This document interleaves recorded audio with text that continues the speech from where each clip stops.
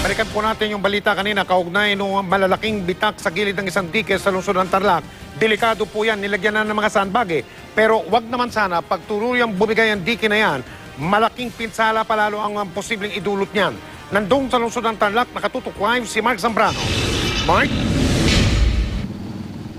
Mike, walang patid pa rin ang buhos ng ulan dito sa Tarlac City at yung mga residente dito, Mike, ay hindi nga makampante hanggang hindi pa bumabalik sa normal ang lagay ng panahon dito. Natapos na ang paglalagay ng sandbag sa ibabaw ng malalaking bitak sa gilid ng dike sa kahabaan ng Ninoy Aquino Avenue dito sa Tarlac City. Pati ang ibabaw na isa pang malaking bitak na una naming namataan sa ibang bahagi ng dike retaining wall, nilagyan na rin ng sandbags para hindi raw bumigay. Ang mga bitak dahil sa malakas na agos ng tubig sa ilog. Pasensya na po, one way po tayo ngayon. Ikot po tayo sa may Mabini.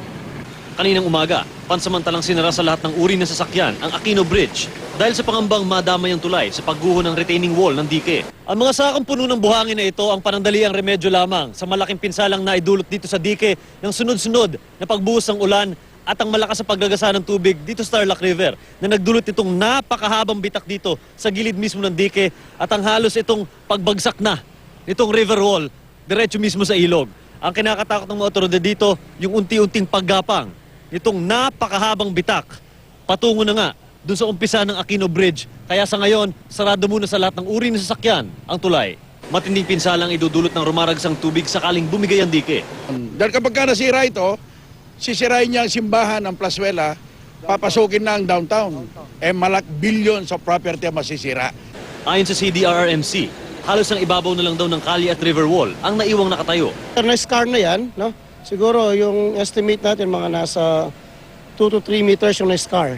So, itong ano nga natin, itong platform natin na ito, so anytime po, pwede yung mag-collapse. Kaya kami mga sandbag na tayo para anytime pag nag-collapse yan, kasabay na yung sandbag. Kaya naman ang mga kawani ng Mechanized Infantry Division ng Philippine Army, Philippine Air Force at PNP, hindi ininda ang lakas ng buhos ng ulan sa paglagay ng sandbag sa ibabaw ng dike.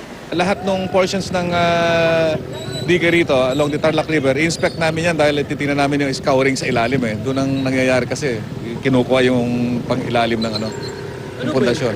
Nang makitang ligtas na ang tulay ay agad na itong pinadaanan sa lahat ng uri ng sasakyan. Todo dasal naman ang apektadong mga residente na patuloy ng gaganda ang lagi ng panahon. Malaking perwisyo sa amin kasi dito lang kami naghahanap buhay tapos sinara pa. Mike, ayon sa CDRRMC, kumpara nga daw kahapon na halos sumampa na yung tubig dito sa Tarlac River sa ibabaw ng Aquino Bridge. Ngayon ay malaki na ang hinupa ng level ng tubig dito. Nasa 5 meters na ang binaba ng tubig dito sa Tarlac River. Samantala, Mike, sa kasagsagan nga ng sama ng panahon dito sa Tarlac ay mahigit 300 pamilya ang naapektuhan ng sama ng panahon, partikular dito sa bayan ng Paniki at Kamiling dito sa Tarlac. Mike? Maraming salamat, Mark Zambrano.